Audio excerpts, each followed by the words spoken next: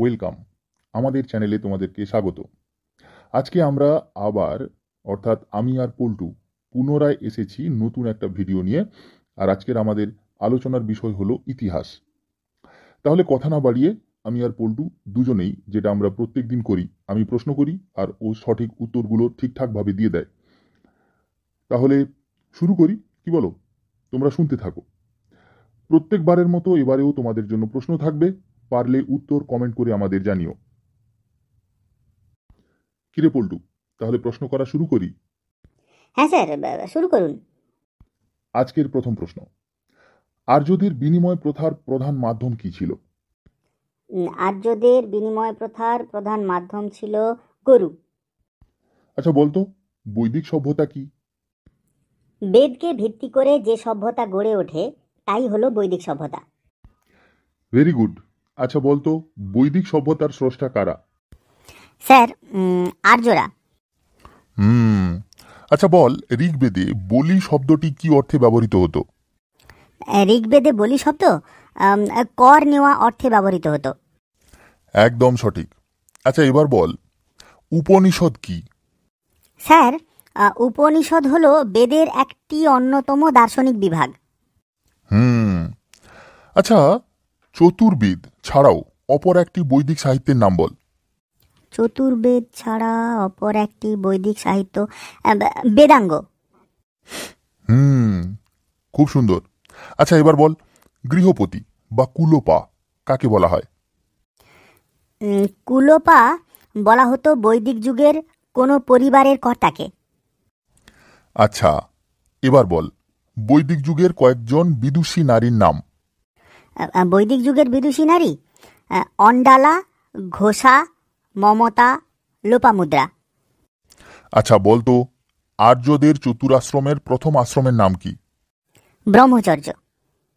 তাহলে চতুরাশ্রমের সর্বশেষ আশ্রমের নাম কি? সন্ন্যাস। বৈদিক যুগে প্রচলিত মুদ্রার নাম বল। বৈদিক যুগে প্রচলিত মুদ্রার নাম নিস্ক ও মনা। আচ্ছা এবার বল, ঋগ বৈদিক যুগের সমাজে কৃষক ছাড়াও অপর কয়েকটি বৃত্তিজীবী মানুষের নাম বল। সূত্রধর, চর্মকার, ছুতোর, তাঁতি, কুমোর প্রভৃতি।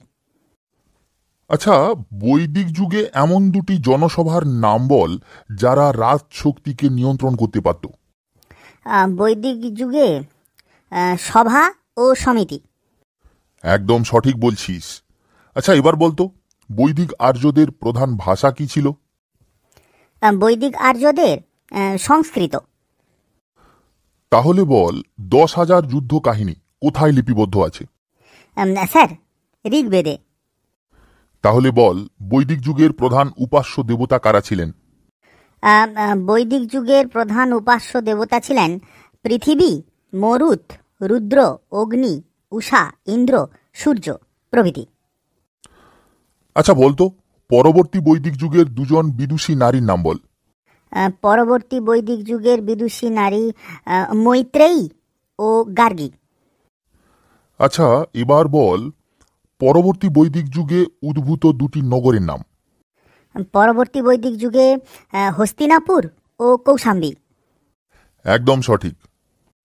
আচ্ছা বল, প্রাচীন ভারতের কোন যুগে প্রথম গিল্ড বা ব্যবসায়ী সংঘ গড়ে ওঠে? পরবর্তী বৈদিক যুগে। বৈদিক যুগের শেষের দিকে ধনশালী বণিক শ্রেণীকে কি বলা হতো? শ্রেষ্ঠী বা সেঠ্ঠী। আচ্ছা, যদি জিজ্ঞেস করি যে শ্রেষ্ঠী বা সেঠ্ঠী বলতে কাদের বোঝায়, তুই কি বলতে পারবি?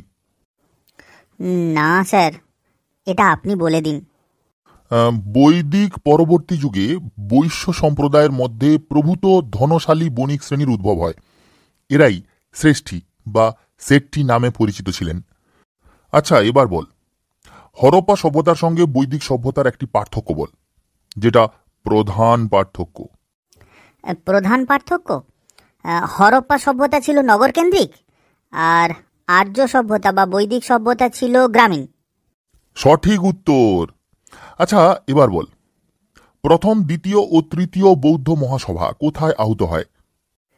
অজাতশত্রুর রাজত্বকালে রাজগৃহে প্রথম বৌদ্ধ মহাসভা, কালাশোকের রাজত্বকালে বৈশালীতে দ্বিতীয় বৌদ্ধ মহাসভা এবং অশোকের রাজত্বকালে পাটলিপুত্রে তৃতীয় বৌদ্ধ মহাসভা আহুত হয়।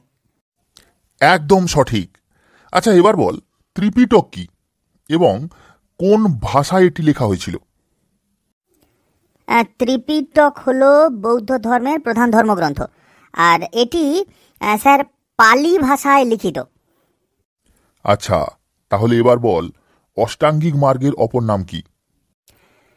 মধ্যম পন্থা বা মধ্যপন্থা।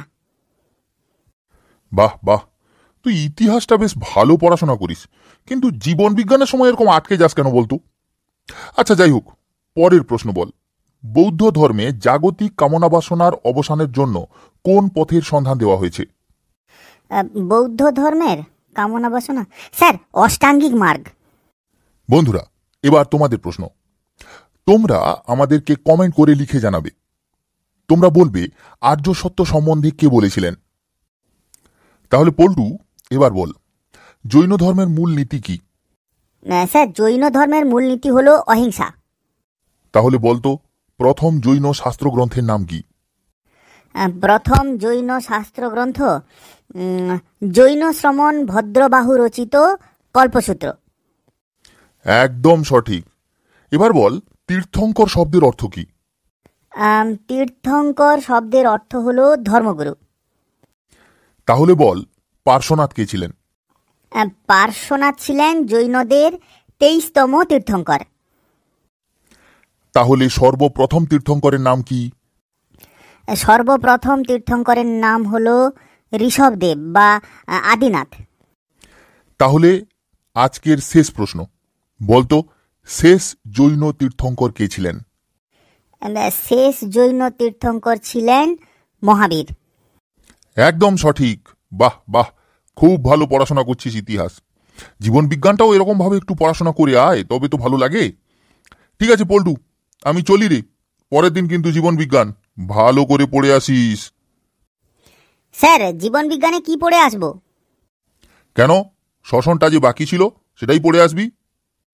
ঠিক আছে স্যার।